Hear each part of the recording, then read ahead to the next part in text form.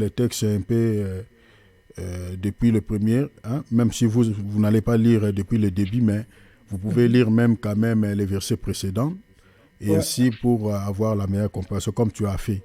Alors, Mhm. moi, j'aimerais que nous lisions les D'accord. versets tout au début, le chapitre au début, et puis nous allons Mhm. comprendre pourquoi le Seigneur est en train de déclarer ainsi. Parce que le verset 24 ici, on voit que c'est un jugement que Mhm. le Seigneur est en train de porter sur ce peuple. C'est un jugement. Maintenant, la cause de ces jugements, c'était quoi? C'est ça d'abord la grande question qu'il faut se poser. La cause de ces jugements, pourquoi le Seigneur veut juger son peuple? Pourquoi le Seigneur s'est mis en colère? Parce que Dieu juge lorsqu'il y a un délit, lorsqu'il y a un dérapage, lorsqu'il est en colère, et pour pouvoir maintenant déverser sa colère, c'est-à-dire quand Dieu déverse sa colère, c'est ça ce qu'on appelle le jugement. Alors, on va lire d'abord à partir du premier verset. On va comprendre d'abord, qu'est-ce que ce peuple avait commis comme faute, que Dieu est en train de déclarer ses jugements. Et puis, euh, qu'est-ce qu'ils avaient fait, au fait, leur pratique, c'était quoi? Alors, lisons d'abord, commençons à partir du premier verset. Bien-aimé Junior, si on peut aller, mollo Ouais, mollo, s'il te d'accord. plaît, mon frère, allons-y. Donc, À partir du premier verset. Le Seigneur, l'Éternel des armées, va ôter de Jérusalem et de Juda tout appui et toute ressource de pain et toute ressource d'eau, Hmm. les héros et l'homme de guerre, les juges. Ici, déjà, tu vois, Ouais, alors, mollo mollo, frère Junior, Dieu ouais. dit, c'est-à-dire la manière dont Dieu va juger ce peuple. Ça, il faut comprendre déjà que Dieu peut juger une personne d'une manière ou d'une autre. Parce que le jugement de Dieu peut tomber sur une personne par une frappe de la maladie. Dieu peut juger par des pestes. Dieu peut juger par, c'est-à-dire par beaucoup de soucis, hein, dans la vie d'une personne. Peut Ouais. frapper même par la mort. Donc le jugement de Dieu peut aller dans tout le sens, à la manière dont Dieu veut juger. Si vous regardez par exemple le jugement de Dieu en Égypte, vous lisez seulement les 10 fléaux, vous allez comprendre la manière dont Dieu avait jugé ce peuple. C'était par des sauterelles. Dieu a frappé l'eau. L'eau n'était plus, le peuple ne pouvait plus boire cette eau. Le fleuve de l'Égypte était transformé en sang. Dieu avait frappé par des éruptions, avait frappé par beaucoup de choses. Donc Dieu jugeait d'une manière ou d'une autre. Mais ici, vous voyez que Dieu dit, il va frapper par la famine, parce qu'il n'y aura plus de pain, et il va frapper par la sécheresse, et parce qu'il n'y aura plus d'eau, vous voyez, il dit il n'y aura plus d'eau, il n'y aura plus du pain. Donc il va frapper par la famine, il va frapper par la sécheresse, il n'y aura plus l'eau. Alors, continuez, nous allons chercher la cause. Qu'est-ce que ce peuple avait fait qui avait offensé Dieu, et Dieu est en train de déclarer ainsi. Verset D, allons-y mon frère. Alors, euh, les héros et l'homme de guerre, les juges et les prophètes, Mhm, les devins et l'ancien, mhm. Continuez. les chefs des 50 et les magistrats, Mhm, le conseiller, l'artisan distingué mhm, et l'habit enchanteur. mhm. Continuez, verset 4. Je leur donnerai de jeunes gens pour chefs Mhm, et des enfants domineront sur eux. mhm. Il y aura réciprocité d'oppression parmi le peuple. Donc, le Seigneur ici dit même que, c'est-à-dire, il va ôter. Quand déjà, ici, le Seigneur dit, donc il va enlever tout ce qui dirige, c'est-à-dire toutes les autorités, tout ce qui avait Mhm. le pouvoir en Israël, comme des chefs, des magistrats, des conseillers, voilà, des artisans. Donc, toutes ces personnes-là, le Seigneur dit, ces gens-là, le Seigneur va les enlever de leur place, et il va les remplacer par des jeunes, dans le but de faire quoi? Parce que les jeunes qui n'ont pas l'expérience, qui n'ont pas la maturité, quand un pays est dirigé par des gens qui n'ont pas la maturité, c'est-à-dire la jeunesse, c'est-à-dire ce manque d'expérience, vous voyez, donc c'est-à-dire c'est le chaos. C'est le Ouais. chaos. Comme un exemple que nous avons ici à côté, hein, chez nous ici, en France. Vous voyez, c'est un jeune. Donc vous voyez déjà que c'est le chaos total. Jeudi, donc c'est une journée très noire en France parce que les gens vont faire la grève. Donc il n'y a rien qui va se faire. Ça sera une journée plutôt vraiment chaotique. Vous voyez, tout simplement parce que bon, il y a des jeunes qui ont aussi la capacité, mais l'expérience aussi compte. Donc ici, le Seigneur voit, il dit que je vais enlever tous ces magistrats, tous ces conseillers, les artisans, des prophètes, tous ces hommes de guerre, les héros. Je vais les enlever de leur place. Il va maintenant placer quoi? Des jeunes. Vous voyez? Le jeune. Et puis il dit, les jeunes, dans le verset 5, il dit, les jeunes hommes attaquera, le jeune homme attaquera les vieillards et l'homme de rien, celui qui est honoré. Donc vous voyez, le Seigneur va renverser tellement de choses et ça va créer beaucoup de soucis en Israël. Allons directement dans le verset 6. On ira jusqu'à saisir son frère dans la maison paternelle. Tu as un habit, sois notre chef. Prends ses ruines sous ta main. Ces jours-là même, il répondra, je ne saurais être un médecin et dans ma maison, il n'y a ni pain ni vêtements. Ne m'établissez pas chef du peuple. Verset 8. Jérusalem chancelle et Juda s'écroule. Voilà. Donc, voyez les jugements. Il dit, donc tout ce que Dieu a dit ici, l'objectif de Dieu, c'est quoi? Pour que le pays de Jérusalem, c'est-à-dire la ville de Jérusalem, chancelle, pour que la ville de Juda s'écroule. En autre terme, que l'Israël soit renversé, soit tombé par terre. Donc tout ce qu'il est en train de dire ici, c'est un jugement qui va paralyser le pays d'Israël. Maintenant, la cause, c'est quoi? Parce que l'Israël a fait quoi? Lisez le verset 8. Parce que leurs paroles et leurs œuvres sont contre l'Éternel, bravant les regards de sa majesté. Donc le Seigneur explique ici, parce que leurs paroles et leurs œuvres sont contre l'Éternel. C'est-à-dire, ils sont en train de déclarer des choses qui n'ont rien à voir avec la volonté de Dieu. Ils sont en train de faire des pratiques, leurs actions, leurs œuvres ne glorifient pas le Seigneur.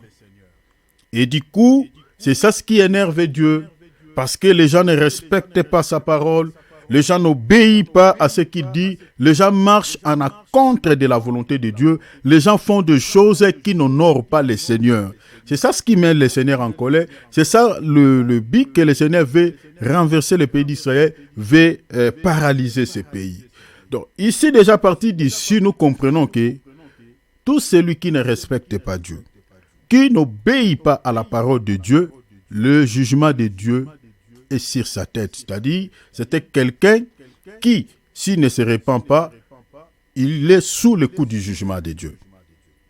Parce que ici, la cause, c'est ça que le Seigneur est en train de dire, que l'Israël sera écoulé, et Jérusalem va être renversé. Pourquoi? Parce que ce peuple, leurs paroles et leurs œuvres est contre Dieu. Bien-aimés, déjà à partir d'ici, avant qu'on continue la lecture, quand on dit déjà que quelqu'un dise des choses ou fait des choses qui est contre Dieu, on appelle ça quoi? Quand quelqu'un dit des choses ou fait des choses qui sont contre Dieu, comment on peut appeler ça? Désobéissance. Bien-aimé Junior d'abord. La désobéissance. La désobéissance, bien-aimé Philippe, tu as dit quoi? Des blasphèmes. Des blasphèmes, en gros, on peut dire les péchés. C'est tout. Parce que les gens pêchent contre Dieu. Parce que quand on vit, un exemple pragmatique, quand on vit dans la débauche, tes œuvres là, ça honore Dieu ou pas? Non. Ça n'honore pas Dieu. C'est contre Dieu. Parce que Dieu ne tolère pas la débauche. Dieu ne tolère pas l'impudicité. Dieu ne tolère pas les vols. Dieu ne tolère pas les mensonges. Dieu ne tolère pas ça. C'est-à-dire, ici le Seigneur dit dans le verset 8, parce que leurs paroles et leurs œuvres sont contre l'Éternel. C'est-à-dire, quand les œuvres que la personne est en train de dégager, ou les fruits que la personne dégage, ce sont de mauvais fruits, à ce moment-là, la personne là ne peut pas entendre autre chose devant Dieu si ce n'est que le jugement. C'est une personne déjà qui est en train de se promener. Il est déjà jugé par Dieu. Il est sous le coup du jugement de Dieu. Voilà pourquoi il y a certaines personnes qui sont frappées par des maladies mystiques. Dans notre génération, ceux qui meurent plus, ce sont des jeunes. Notre génération, c'est vraiment une génération complètement pourrie. C'est une génération... on ne peut rien s'entendre de cette génération si ce n'est que le châtiment de Dieu. Parce que notre génération n'écoute pas. Sont orgueillés. Voilà, c'est ça ce que l'apôtre Paul dit. Dans les derniers jours, les gens deviendront fanfarons. C'est-à-dire, c'est cette génération égoïste, les gens ennemis des biens, amis des gens, amis de ceux qui font les biens, ennemis plutôt de ceux qui font les biens. Il y aura beaucoup de soucis dans notre génération. Donc, cette génération ou notre génération est comparée à celle de Noé et de Sodome et Gomorrhe. Parce que le Seigneur a dit, ce qui arriva au temps de Noé, ce qui arriva au temps de Lot, arrivera pareillement au temps du Fils de l'homme. Le temps du Fils de l'homme, c'est 7 ans. Parce que la dispensation de la grâce, c'est le temps du Fils de l'homme. Vous voyez ça, mes bien-aimés? Il dit, c'est ça ce qui arrivera au temps, à l'avènement du Fils de l'homme. C'est-à-dire, nous sommes la dernière génération qui sont entrés, qui vit au fait, qui verront au fait l'avènement du Fils de l'homme. Et c'est cette génération qui est comparée. Déjà, nous sommes tous dans ce monde. Nous voyons ce qui se passe dans ce monde. Nous voyons des lois que nos autorités sont en train de légaliser chaque jour, qui marchent à l'encontre de la volonté de Dieu. C'est-à-dire, ce que nos dirigeants déclarent, c'est ça ce qui est dit ici. Il dit, leurs paroles et leurs œuvres sont contre l'Éternel. Les paroles de qui sont contre l'Éternel, ce sont des lois que nos dirigeants sont en train de déclarer. Ils sont en train de promulguer, de légaliser certaines lois qui n'ont rien à voir avec la parole de Dieu, avec la pensée de Dieu. Quand on légalise déjà ces histoires, c'est-à-dire deux personnes de même sexe peuvent se marier, c'est déjà contre Dieu. Quand on dit déjà que non, il faut commencer à donner quelques enseignements aux enfants, des bas âges, voilà, leur enseigner sur l'éducation de la vie. C'est déjà contre la loi de Dieu. L'objectif, c'est quoi? Pour que les enfants apprennent ça avant l'âge, pour faire quoi? Quand on légalise déjà que non, les enfants de 18 ans peuvent aller acheter leur pilule dans des pharmacies sans l'autorisation de leurs parents, donc ils peuvent aller, et puis voilà. Les pharmaciens ne peuvent pas refuser, il faut le voir. L'objectif, c'est quoi? Quand on nous pousse ces enfants dans ces genres d'histoires. Donc vous voyez que nous sommes dirigés. Les gens qui n'ont pas de yeux voient tout ça. Mais ce sont de telles choses qui est entré, mais bien aimé, le monde est sous la prise du malin. Tout ce que je suis en train de vous dire là, ce sont des choses que nous vivons. Hein. Déjà en France, c'est comme ça. Donc c'est autorisé. De jeunes de 18 ans peuvent aller, avant ce n'était pas comme ça, peuvent aller dans des pharmacies, ils achètent des pilules, on légalise ça, mais on laisse des bonnes choses, on laisse au lieu de voter des lois qui peut aller dans le sens où ça peut aider nos nations, aider nos pays, mais des lois qu'on est en train de voter de plus en plus, ce sont des lois, au fait c'est de la merde quoi, ça crée beaucoup de soucis au sein des familles. Et puis, on a rétréci aussi le pouvoir des parents vis-à-vis de leurs enfants. Donc, les parents ne peuvent pas agir comme parents selon la Bible vis-à-vis de leurs enfants. On a rétréci leur pouvoir et les enfants ont certains libertinages au sein de leur famille, peuvent tout faire, les parents n'ont rien à dire. Et qui sont à la base de tout ça? Ce sont ceux qui nous dirigent aujourd'hui.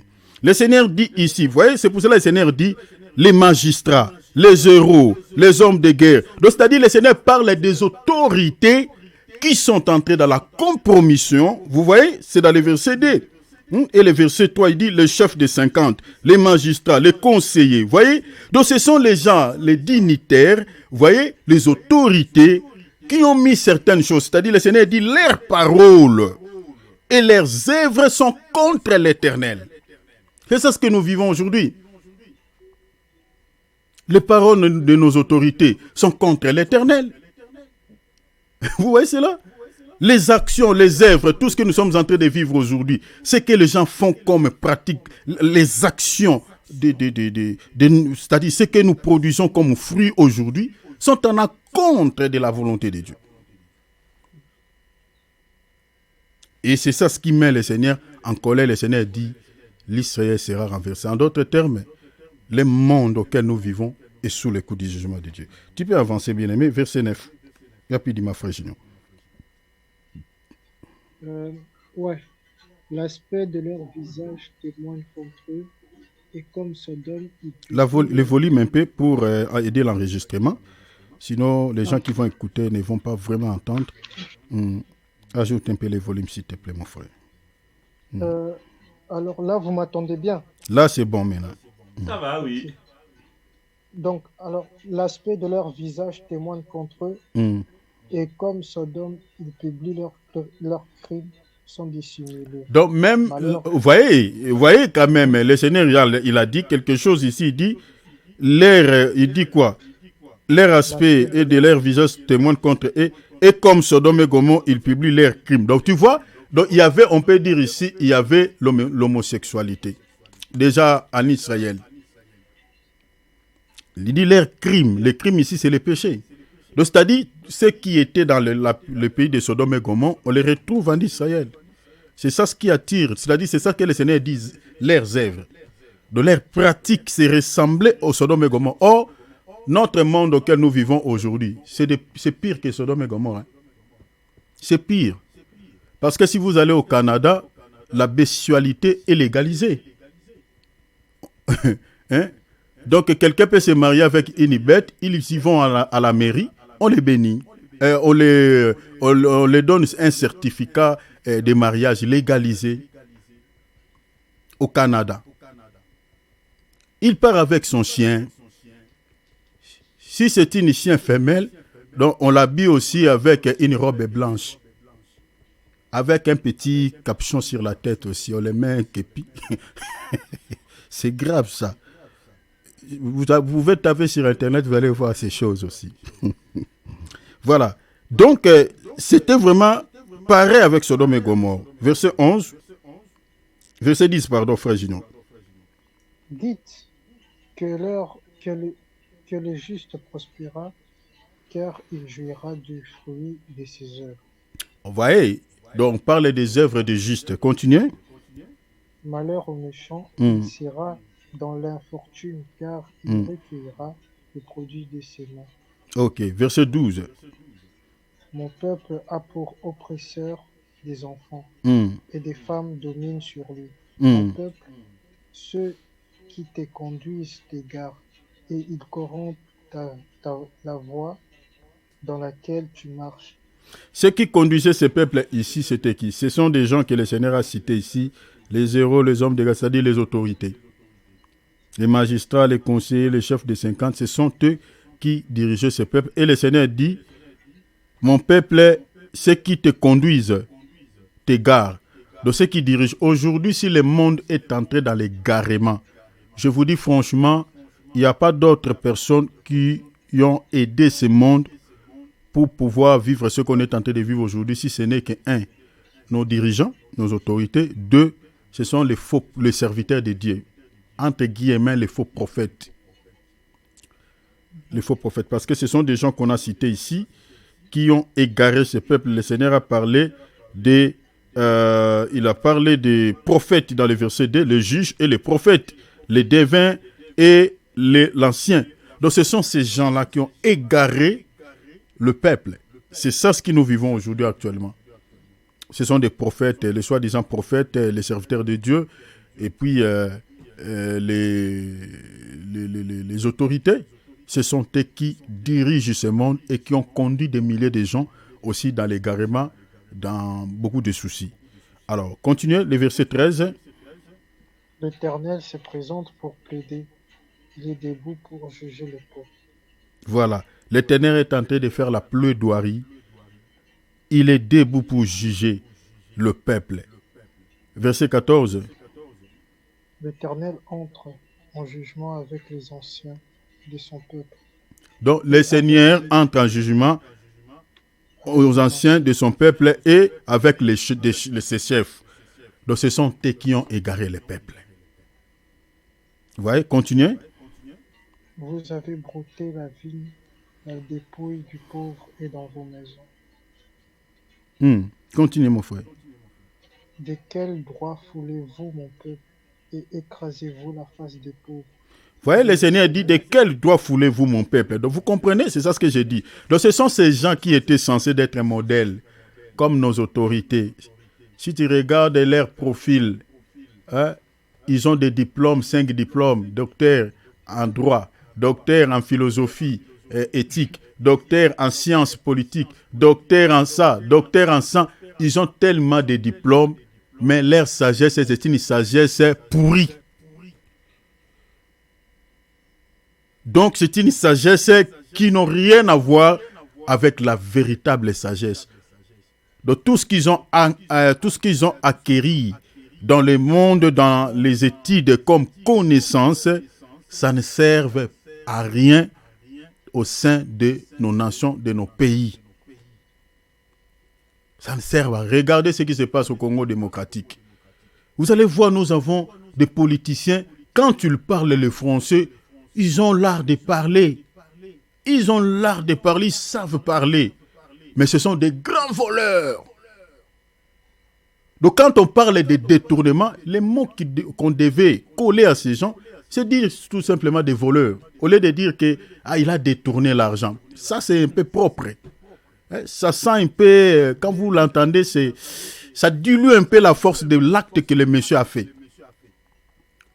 Il faut dire que tel ministre a volé telle somme d'argent.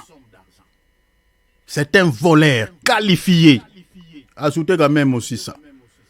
Un voleur qualifié a pu pouvoir voler telle somme.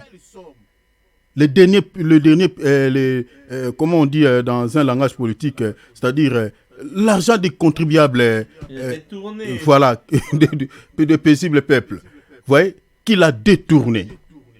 Au Congo, c'est ça ce qui se passe. Donc, nous avons des politiciens, donc c'est inadmissible, c'est inconcevable, c'est incompréhensible.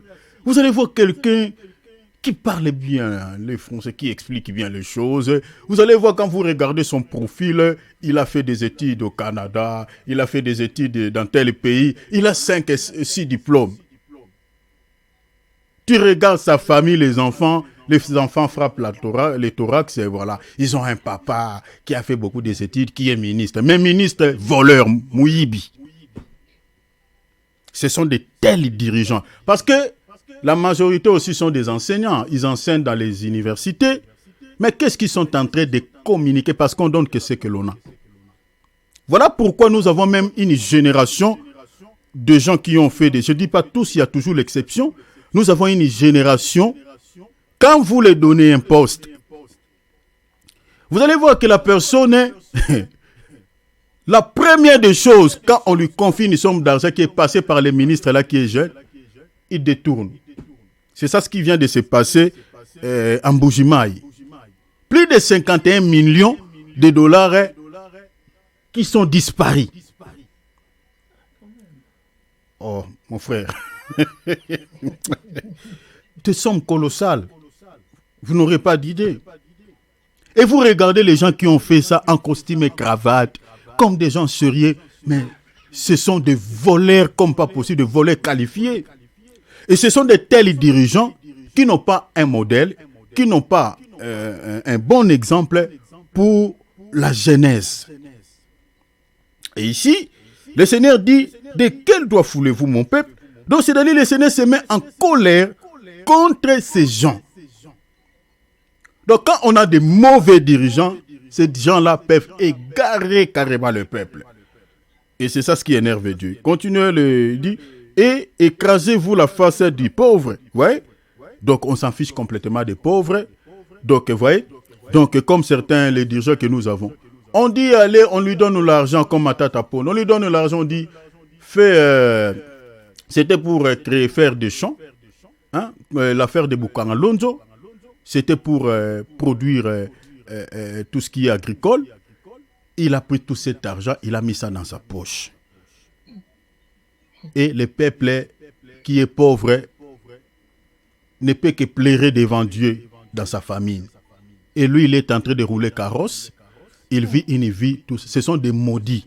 Et moi, je dirais même aux jeunes, bon, je ne sais pas peut-être, mais moi, personnellement, je ne peux pas prendre la fille d'un tel monsieur. À moins qu'elle soit chrétienne, par exemple. Parce que si tu te maries dans de telles familles, donc la malédiction là va tomber même sur toi. Parce qu'il y a tout un peuple qui pleure. Le pauvre là,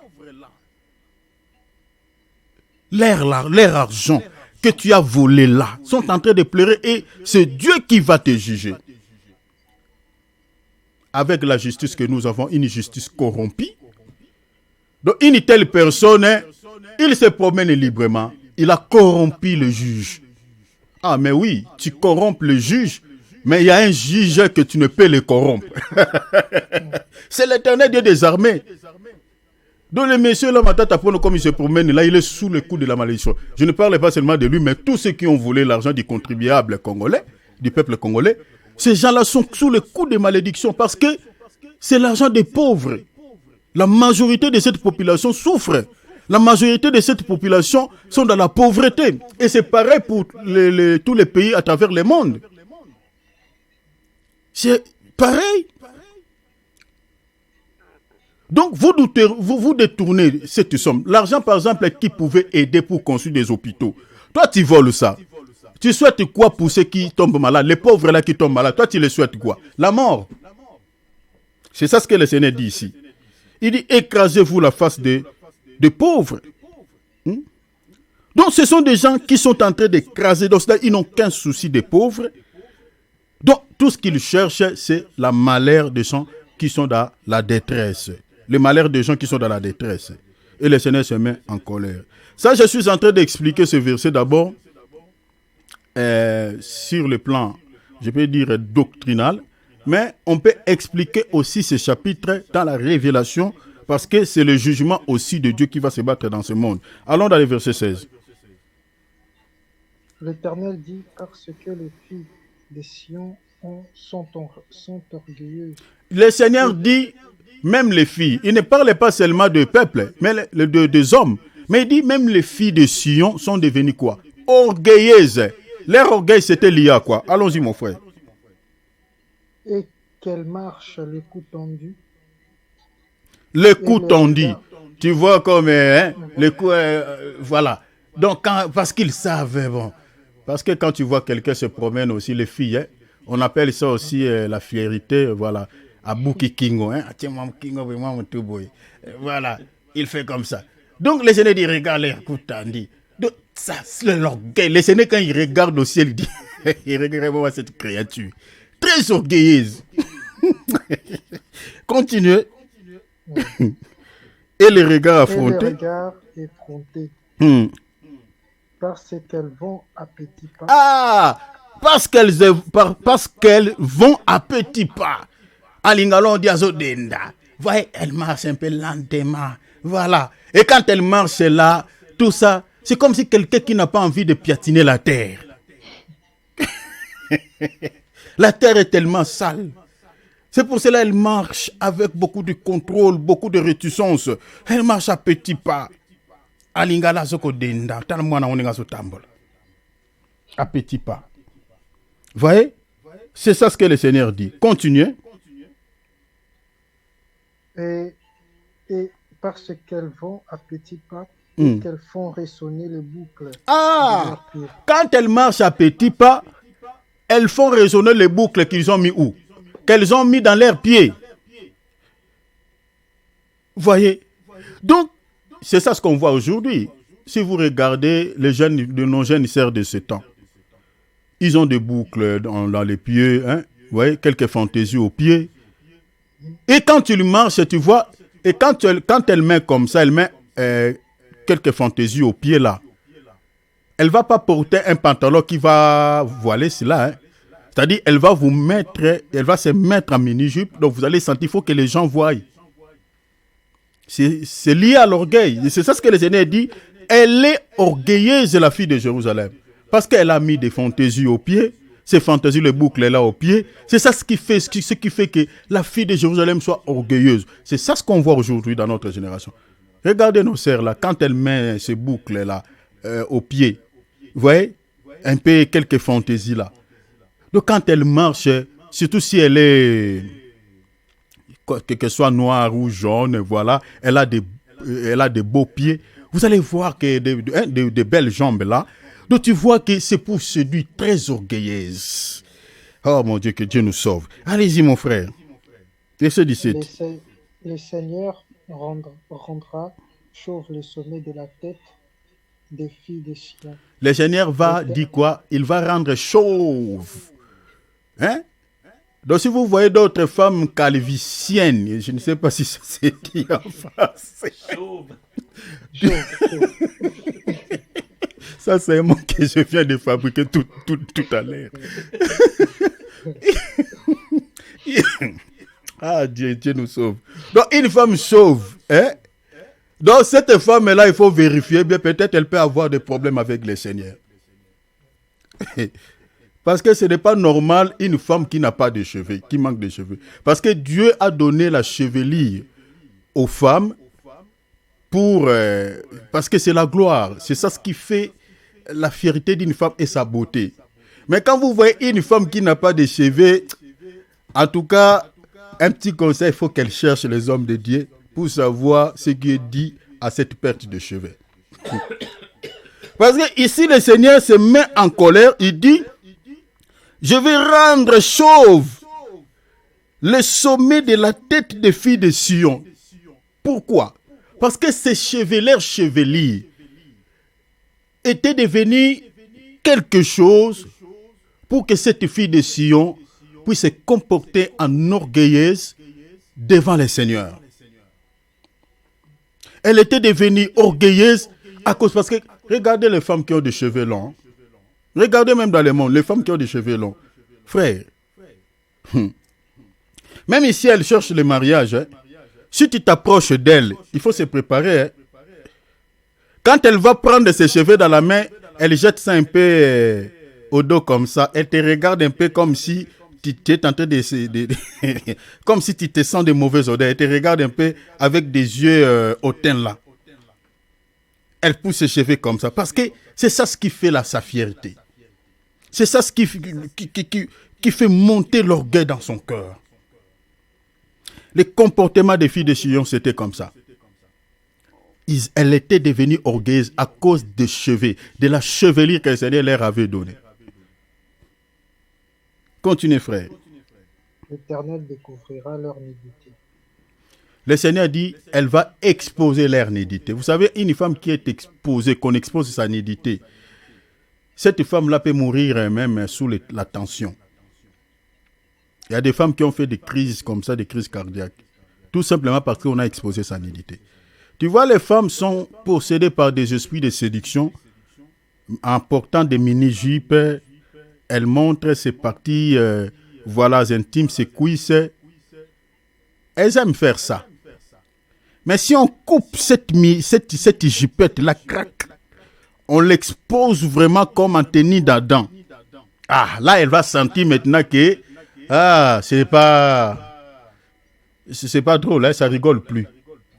Là, la femme peut faire la tension, peut avoir beaucoup de soucis, juste parce que ce qui fait sa valeur, ce qui est précieux en elle, parce qu'il y a ce qui est précieux dans la vie d'une femme, c'est sa nudité. Mais si tu sais que tu as quelque chose de précieux, pourquoi toi, étant qu'une femme, tu t'exposes tout nu? Tu t'exposes souvent, avec des mini-jupes. Tu veux quoi? Regardez aujourd'hui même nos sœurs qui viennent dans nos assemblées, qui viennent chercher Dieu dans les églises. Mais tu vois comme si elles partent dans une boîte de nuit. Donc maintenant les églises sérieuses ne tolèrent pas ça. Au lieu de vous chasser, on vous donne des pannes. Dès que tu arrives là, on te donne une panne. Tu mets dessus. Moi, l'église que je dirige, là, l'église que moi je dirige, moi je ne tolère. Moi-même et mes enfants dans la foi, mes filles savent. J'ai mes filles que je dirigeais à Kinshasa, ça je rigolais pas. Tous les rencontres que j'avais avec mes enfants. Donc tu viens avec une mini-jupe là. Soit je te fais retourner, soit on cherche une solution pour toi. Il n'y a que deux possibilités. Tu portes le pantalon, tu dois mettre une panne dessus. Les pantalons qui sont près du corps, bien sûr. Parce qu'il y a des pantalons qui sont normaux, mais il y a des pantalons qui ne sont pas bons chez les femmes. Ils sont tellement près du corps et ça dessine toutes les parties intimes de la femme.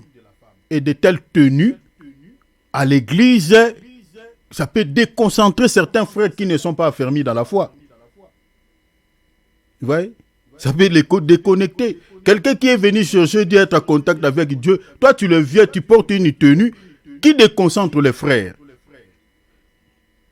Et demain ou après-demain, si on attrape un frère tombé dans l'épidicité avec une sœur, dans certaines églises, on peut limoger cette fois, on peut chasser ses frères, on peut chasser soit la sœur, on peut les excommunier de l'église, vous venez avec l'impudicité, si ce n'est pas bien, on commence à les juger, mais on ne sait pas d'où cela a commencé. Il faut regarder aussi les tenues que nos sœurs portent, surtout ce qui se passe devant, ceux qui chantent. Moi, j'ai été déjà scandalisé ici, une église qui se trouve ici à Paris, en France, mais la femme, soi-disant, oh, du pasteur, oh mon Dieu, oh mon Dieu, oh mon Dieu. Oh mon Dieu, oh mon Dieu. La tenue qu'elle avait portée, oh là là là là là là. Vous savez, nous sommes vraiment... C'est là où j'avais compris que nous vivons les temps de la grâce. Mon frère, je vous dis devant Dieu, mes bien-aimés, la sœur là, si elle faisait tomber quelque chose par terre, ne peut pas se courber, ne peut pas, au fait, c'est-à-dire se courber pour pouvoir ramasser la chose. Donc, toutes ces parties intimes, les mollets, les cuisses, tout était exposé, mais elle était dans la modération du haut de la chair. Mais j'ai dit ça, c'est une malédiction pour l'église.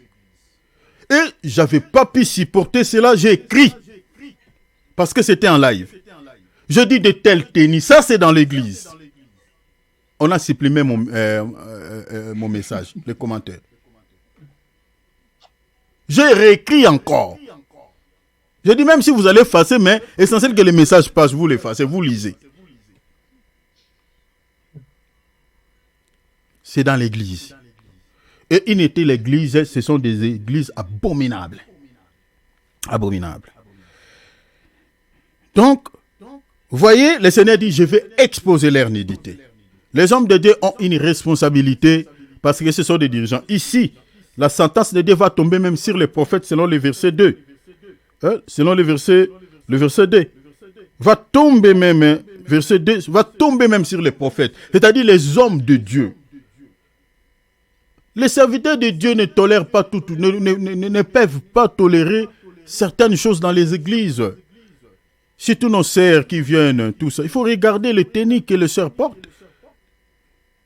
Aujourd'hui, malheureusement, certains hommes de Dieu ne regardent que le chiffre, le nombre, mais ne regardent pas la qualité des gens qu'on enseigne la parole. Non, on a besoin de qualité, non de quantité. Oh non, si je reproche, si je commence à faire ça, les sœurs vont fuir l'église. Mais laissez-les fuir. Ceux qui sont appelés par Dieu de prier dans cette assemblée-là resteront. Mais les Jézabel, ceux qui sont venus pour pouvoir séduire l'église de Dieu ne resteront pas, partiront. Les comportements des filles de Jérusalem. Continuez, bien-aimés. Nous sommes dans les versets 19. Verset 18, pardon. En ce jour, le Seigneur ôtera les boucles qui servent d'ornement à leurs pieds. Les boucles est là. Le Seigneur dit, je vais tous les enlever de leurs pieds. Les ornements là. Continuez, frère, pour gagner du temps.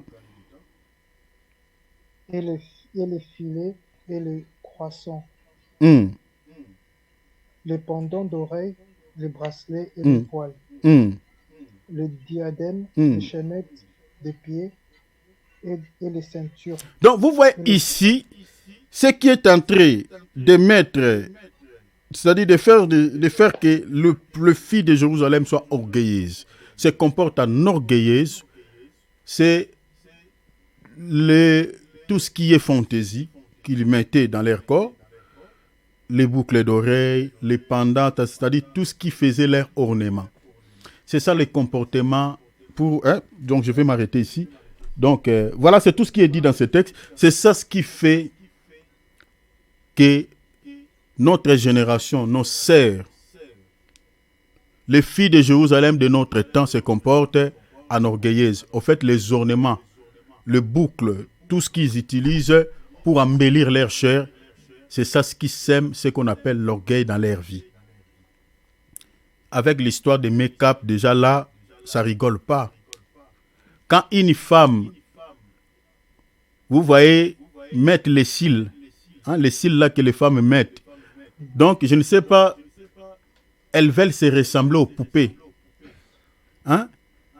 Donc elle va vous mettre les cils. À part les cils, les make-up qu'ils mettent là, la peinture là, donc déjà là, cette peinture-là vous empêche déjà de pouvoir se saluer par un saint baiser. Parce qu'une femme qui a mis les make-up là, ces versets-là, donc, n'aura plus son sens avec nos sœurs là. Vous ne pouvez pas la saluer avec un saint baiser parce que sinon, cette peinture va vous coller aussi aux joues. Et ça va rester dans votre bouche. Si vous n'avez pas les papiers mouchoirs, ou soit si vous êtes marié, tu rentres comme ça dans ta maison, ta femme voit ça, donc ça va vous créer aussi des problèmes. Parce que ta femme, toutes les explications que tu vas la donner, peut-être elle ne comprendra pas. Elle dira, mais toi je te vois avec des trucs, c'est comme des rouges dans la bouche. Quelle est cette femme que toi tu as saluée par un bisou? Moi je suis ici. Ça peut vous compliquer la vie. Les comportements de nos sœurs, les make-up là, qui salissent nos draps. Vous voyez déjà que cette sœur-là, quand elle adore Dieu, elle n'adore pas Dieu, elle n'entre pas dans la profondeur. Son cœur n'adorera pas Dieu. Parce qu'elle va refuser à tout moment de transpirer. Parce qu'une fois transpiré, ça va couler comme du chaud. Ça va couler. Voilà pourquoi la présence de Dieu n'y est plus dans nos assemblées. À cause de tout ça. Les hommes de Dieu ont une part de responsabilité de pouvoir enseigner tout ça. La Bible dit, errez les serviteurs qui donnent la nourriture au temps convenable. Les serviteurs de Dieu de nos temps ne donnent pas la nourriture au temps convenable. Regardez la qualité des fidèles que tu as dans ton église. Le message doit être enseigné au moment opportun. Donc si vous voyez déjà un fait étranger dans votre assemblée, il faut préparer un message, c'est-à-dire c'est déjà un son de cloche que le Seigneur vous donne. Préparez un message dans ce sens pour pouvoir éteindre ce fait étranger qui est entré dans l'église. Mais combien de serviteurs le font?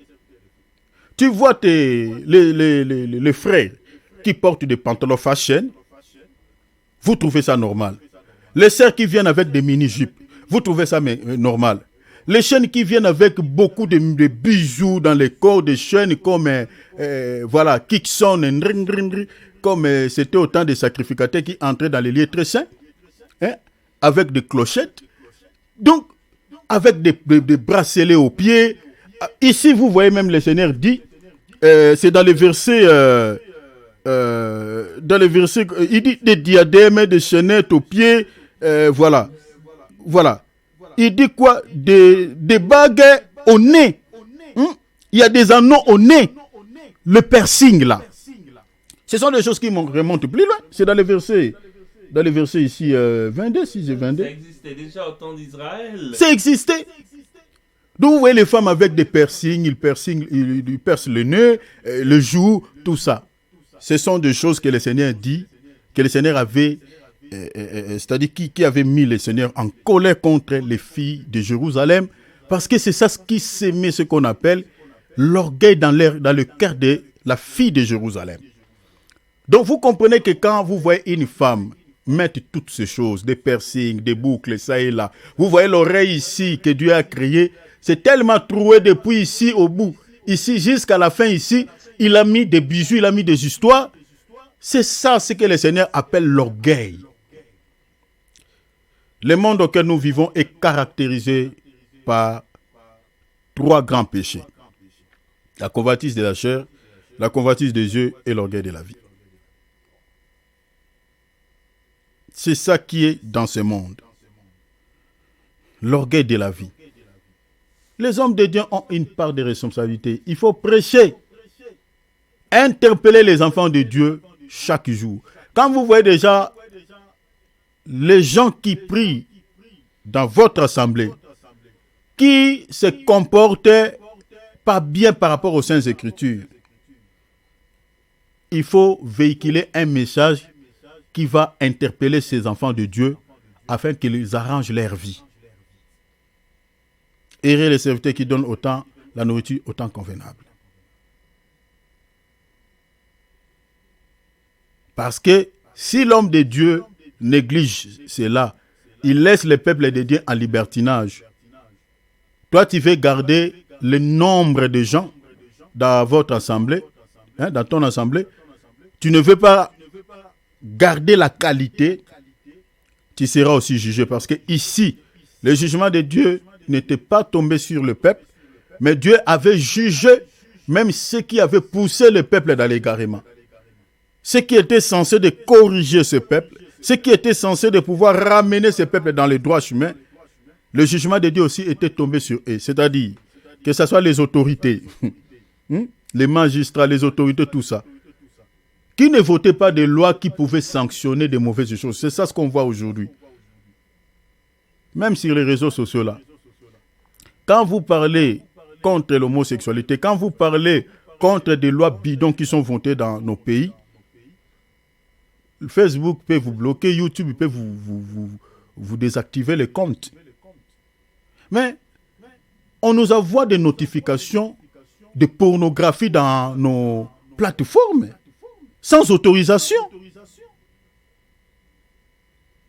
Moi, je me demande, mais où est la censure maintenant contre ces choses? Pourquoi on ne censure pas ça sur Facebook, ne censure pas ça, YouTube ne censure pas ça?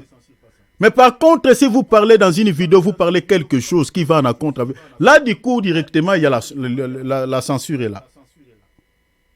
C'est ça le monde auquel nous vivons.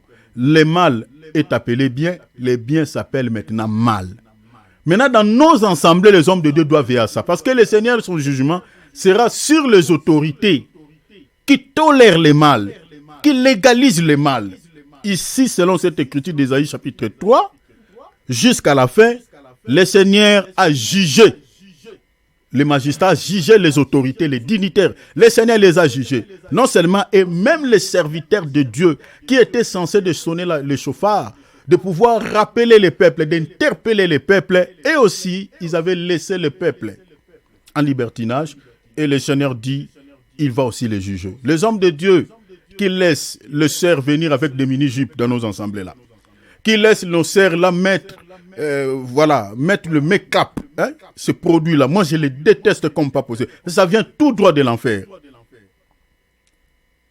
Parce que ça ne rend pas une femme d'abord belle. Ça, moi en tout cas, je ne sais pas si quelqu'un peut me contredire. Ça ne rend pas belle une des femmes. Mais sauf que nos sœurs deviennent comme des prostituées, comme... ça séduit tout simplement.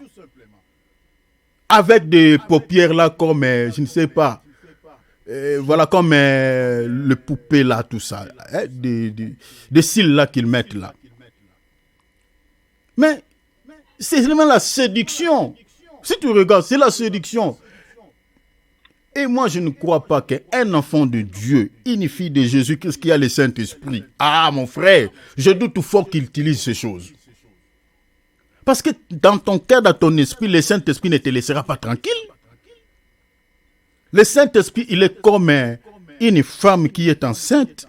Quand ça ne va pas dans ton ventre, là, le bébé va commencer à bouger. Tu vas sentir qu'il y a ça ne va pas, ton enfant bouge trop. Mais comment expliquer, tu vois, nos sœurs qui viennent avec toutes ces choses, avec les mini-jupes. Tu demandes, est-ce qu'elle a le Saint-Esprit? Les make-up là que nos sœurs mettent là, l'objectif c'est quoi? L'objectif atteindre c'est quoi? Les cils là qu'ils mettent dans leurs yeux là, l'objectif c'est quoi? Tous ces maquillages là qu'ils mettent dans leur visage là, l'objectif c'est quoi? C'est ça ce que le Seigneur dit ici. D'abord, c'est l'orgueil de la vie. Et puis c'est la convoitise de la chair. Il y a la séduction derrière ça. C'est pour faire tomber les frères. C'est pour faire tomber les gens. Les hommes n'en parlons pas. Les pantalons fashion. Toi, tu portes un pantalon fashion, tu viens à l'église. Des coiffures un peu compliquées avec des locks. Le Seigneur t'a donné les cheveux noirs. Toi, tu as changé, tu mets jaune, tu mets je ne sais pas. Tout ça. Pourquoi? Pourquoi? L'objectif, c'est quoi? Le Seigneur va juger. Non seulement les peuples et les serviteurs de Dieu qui laissent les enfants de Dieu se comporter comme ça. Donc voilà, on arrive à la fin. Je ne sais pas s'il y a des questions. S'il n'y en a pas, du coup, on va clôturer. Moi, j'ai pas de questions. Juste une remarque, c'est aussi comme ça qu'on peut reconnaître une vraie d'une fausse église. Parce qu'une vraie église, une femme qui vient comme ça en mini-jupe, le pasteur va dire non mais c'est quoi cette tenue, ça va pas, tu es pas là pour séduire les gens. Par contre, dans une fausse église, si tu fais une remarque disant non mais là pasteur ça va pas là comment les sœurs s'habillent, puis qui te dit non mais de quoi je me mêle, là ça donne l'indication qu'on a affaire à un faux prédicateur, à une fausse église. Amen. Voilà. C'est un peu ça. C'est ça ce que le bien-aimé dit. C'est ça, bien-aimé Junior. Je ne sais pas si tu veux ajouter quelque chose. Non, moi, j'ai rien à rajouter. Donc, je crois que tout est clair. Ouais. Donc, on clôture ici. Donc, voilà, nous devons faire très attention, enfants de Dieu. Donc, Ésaïe 3 ici, tout ce qui est dit ici, en tout cas, le Seigneur a comparé l'Israël au Sodome et Gomorrhe. Donc, leurs crimes étaient pareils que les Sodome et Gomorrhe. Or, Sodome et Gomorrhe aujourd'hui, c'est ça ce que nous vivons. C'est ça ce que nous vivons aujourd'hui. La pornographie, avant, c'était des trucs un peu cachés. Hein, c'était caché.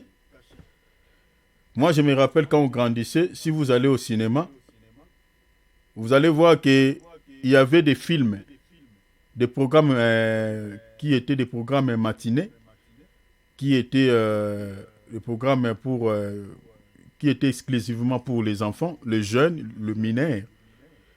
Et des films érotiques, c'était pour des adultes. Et il y avait l'âge était mentionné. 18 ans et puis jusqu'en haut. Mais aujourd'hui, ce n'est plus le cas. Regardez comment le diable est. Aujourd'hui, ça ne concerne plus l'âge. Aujourd'hui, le diable a pris toutes ces choses. Vous allez voir si les parents ne veillent pas à leurs enfants. L'enfant connaît déjà beaucoup de choses que vous ne connaissez pas. Avec les téléphones, les smartphones déjà que tu as achetés pour ton enfant là, l'enfant peut t'expliquer des choses. Mais vous les voyez là. Tranquille, toi tu penses toujours, tu regardes ton enfant par l'apparence. Mais il faut que les parents aussi puissent contrôler tout ce que les enfants utilisent comme Internet. Voilà. Dans leur téléphone, ils regardent tout ce que leur programme, ils regardent. C'est très important. Si vous voulez avoir des enfants de qualité, au-delà de ça, il faut aussi intégrer des programmes de prière familiale. Des programmes de prière familiale, c'est très important. Pour que vous élevez des enfants de qualité. S'il n'y a pas la prière, En tout cas, le diable a infesté aussi beaucoup de familles. Hein. S'il n'y a pas la prière, vous ne pouvez pas arrêter la présence de Satan au sein de votre famille. Parce que déjà, le diable atteint beaucoup de familles déjà par les réseaux sociaux. Parce que beaucoup de gens sont possédés par l'Internet. Ils reçoivent des possessions démoniaques. Quelqu'un qui ne sort pas, déjà chez lui-là, les démons possèdent les gens. Maintenant, si la famille n'a pas la vie de prière, c'est fini. Les enfants, vous aurez des enfants possédés. Voilà. En tout cas, il faut faire très attention. Que Dieu nous aide. Nous allons prier. Alléluia. Oh Seigneur, sauve-nous. Que le Seigneur nous aide. Alléluia. Alléluia. Oh Jésus. Alléluia. Aide-moi Seigneur à marcher toujours tout près de toi. Tout près de toi. Aide-moi Seigneur à marcher toujours tout près de toi. Tout près de toi. Aide-moi Jésus à consacrer toute ma vie dans ta parole. Dans ta parole. Car ton amour pour moi la main de là-bas sur la croix, où tu étais mort pour mes péchés.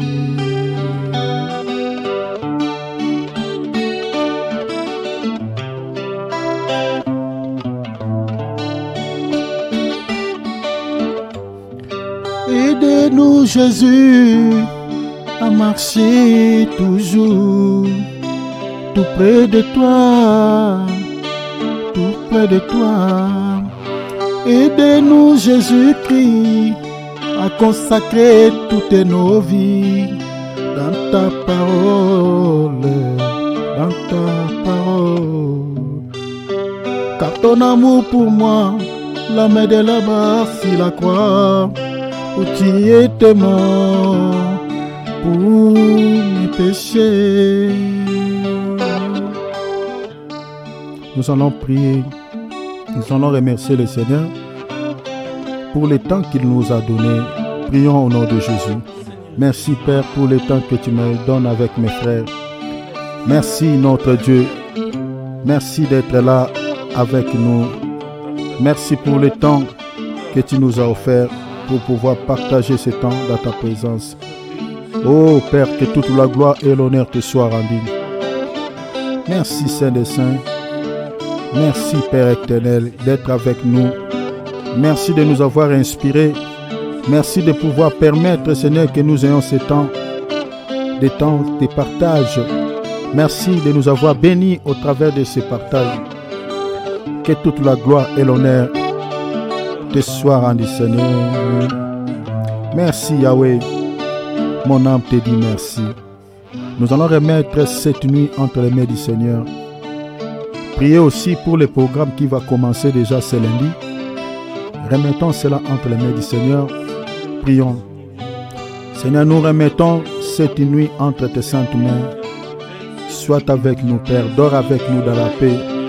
Pardon, Père. Protège-nous, Seigneur, s'il te plaît. Éloigne de nous, Seigneur, tout ce qui est mal. Éloigne de nous tout ce qui est diabolique, Seigneur, s'il te plaît. Au nom de Jésus, Père, couvre-nous par l'ombre de ta main puissante. Seigneur, je m'abandonne entre tes saintes mains. Ma femme, mes enfants, ma famille, mes parents. S'il te plaît, ma belle famille, je remets tous entre tes saintes mains, Seigneur. Papa, éloigne de nous les malins. Au nom de Jésus, protège mon bien-aimé Junior, mon bien-aimé Philippe, tous mes frères et sœurs du groupe. S'il te plaît, Seigneur, sois avec nous tous, Père. Couvre-nous par l'ombre de ta main puissante. Éloigne de nous les malins, éloigne de nous les ennemis. Au nom de Jésus, je remets le programme qui va commencer, Seigneur, déjà demain. Père, sois avec nous, notre Dieu. le début de ce programme jusqu'à la fin entre tes saintes mains, Père. Sois avec ton serviteur Jétro qui va commencer, Seigneur, avec nous ce programme. Sois avec moi aussi dans la modération, avec tous mes frères et sœurs. Père, s'il te plaît, tu as dit dans les Écritures, approchez-vous de moi et je m'approcherai de vous. Seigneur, s'il te plaît, nous voulons s'approcher de toi encore une fois de plus cette semaine. Père, approche-toi de nos vies, approche-toi de nous, Seigneur, s'il te plaît. Éloigne de nous toute influence diabolique au nom de Jésus-Christ. Au nom de Jésus-Christ. Père, s'il te plaît, sois avec nous de lundi jusqu'au vendredi. Oh Seigneur, nous avons besoin de toi. S'il te plaît. Merci Papa, sois avec nous Jésus. Alléluia.